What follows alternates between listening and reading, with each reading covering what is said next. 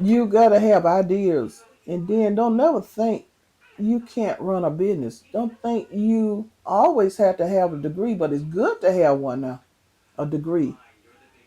But today and this time, it's good to go and get accounting class, business class, or whatever. But you got to have it in your mindset to know how to do it and how you want to set it up and what you're gonna do. It's not very hard to be a self-employed entrepreneur because once you get into doing something like on a regular job, you're doing it. You can do it with your eyes closed. So I say start at the bottom. I start at the bottom, cooking. I've been doing. I don't did janitor, bookkeeping, factories. Do a little bit of everything. Do multitask so you can know what to do and how to do it. So bookkeeping don't scare me, and filing taxes, pay the IRS. Set out what you got to do. Quit looking at somebody to just give you something and you just live off of that way. Just set up your business, pay your taxes, do your things on time, and be doing it on time. Don't procrastinate and put it off because you're gonna be paying some late fees and all that other stuff because that would come with the business. You got to get your license here in the city of Auburn before February the 15th. Get your taxes ready before then so you can get it all had it said and done. Get you a good accountant. And then you want a retail sale, get license for retail sales. It's a state license and you got to have that. You want the sell product, you can get tax exempt license. It's a lot of little things that you can get and then you just keep doing it over and over and then it's nothing to it.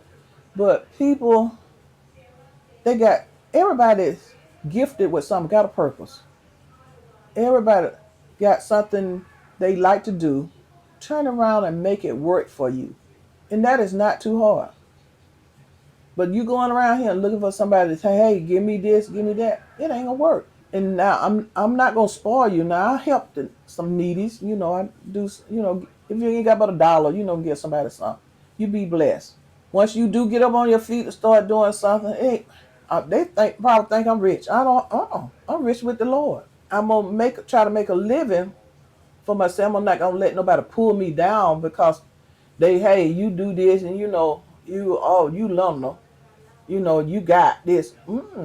I got the Lord, but they don't see it. But when you go through falling down on the ground and can't get up, and you get up, and God said, "Now, you went down one time. Now it's up to you if you want to fall back down again." So you got to thank yourself more to keep on going, keep on doing, and then things are really iron out for you a little bit, but you still always got to work and do something. Keep from falling back down. We can learn different things just being at home, how to do things, you can save money too. I can weed eat, I can cut grass, I can pressure wash. You don't never set yourself to a limit that you just at a certain limit that you can't do that. We can do anything we want to if I put our mind to it. And everything what you're doing, you earn it. Ain't nothing been given to you. And some people want things to be given to them and they want to take. But when people take things, don't nothing never go good. Nothing.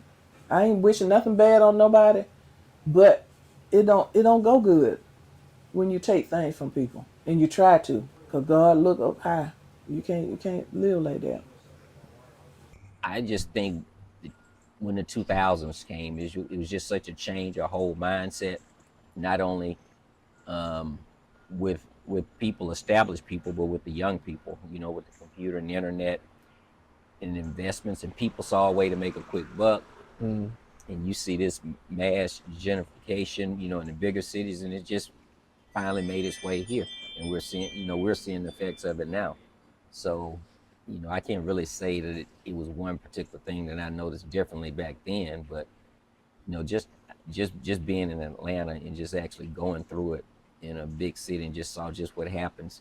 It gives you a little insight, and Mm. you can just see in other areas as it's going on. So, if you want to try to stay ahead of it. Well, hopefully, as you get older, you reflect and you just try to you reflect on the past. And like I said, that's the past. That's why they call it the past. But you can take ingredients from the past, mix them with the present, and bake that promising cake that comes out in the future. It's gentrification is here, but you want it to work for everybody. You understand what I'm saying? So hopefully some young people will see this. I mean, I'm not an expert in one specific thing, but I know a lot. Broad person, and I'm willing to work with anybody, any opportunity. We can come together and try to find ways to solve this. But yeah, it's going to take young people. It's definitely going to take young people, and they're smart young people. I'm here, I'm in the suites, but I'm in the streets too, and people in the streets, they got good heads. I mean, you know, it's just getting the right getting the, getting the right group of people, or the right person to get them, to get in line. But just see the big picture. In other words, that's it. See the big picture. It's toughest job, and he will say a long time ago, and it just is. It's toughest job is being a black man. It's the Yeah. toughest job in America, straight up. So it's not easy. These young people, life is a whole lot different growing up in 2025 versus being a teenager in the 70s or the 80s, even in the 2000s. Just things are changing. So, but and women, we got to keep women involved, because they'll lead us. Believe it or not, they will. But yeah, it's nothing like a strong black powerful woman. Always gonna be at the top. Always.